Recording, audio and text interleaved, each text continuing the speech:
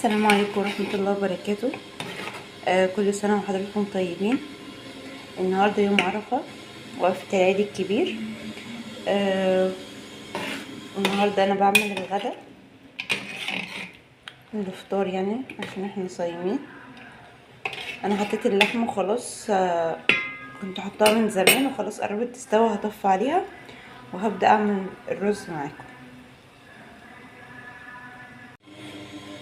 اهو يا جماعة أنا حطيت زيت، وهنزل بالبصل، معايا بصلايه كبيره.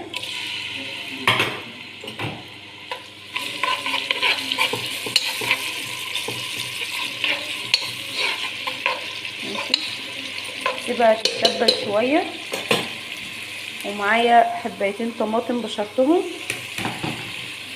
والبهارات معايا كاري وكركم ورق لورا وليمون ومرق الدجاج. لو عندكم قرفه حطوا قرفه، اللي هي الخشب، اللي هي العيدان. بس انا نسيت اجيب القرفه، ونسيت اجيب الجزر. ابشروا جزر برضو، بيبقى بيدي طعم حلو للرز. وغسلت الرز تمام.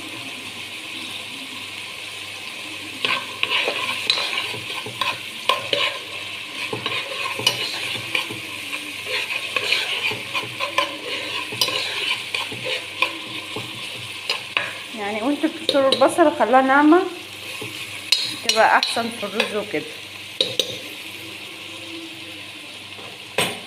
ماشي، هنزل بالطماطم.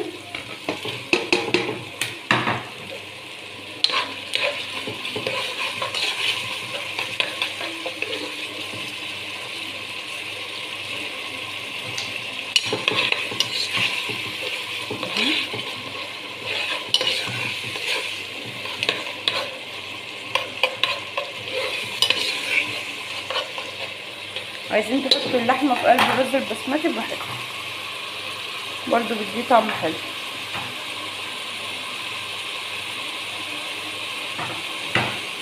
كل سنه وانتم طيبين، وينعاد عليكم بخير يا رب الايام المفترجه اللي احنا فيها دي يا رب.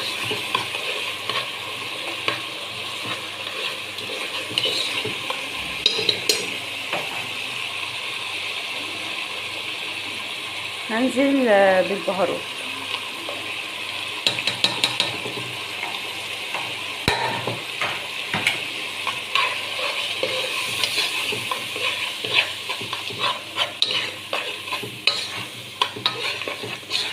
ولو في بهارات فراخ برضو حطوها، حلو كويس. اهو يا جماعه نزلت بالرز، خليه ياخد صدمه كده بس مع البهارات،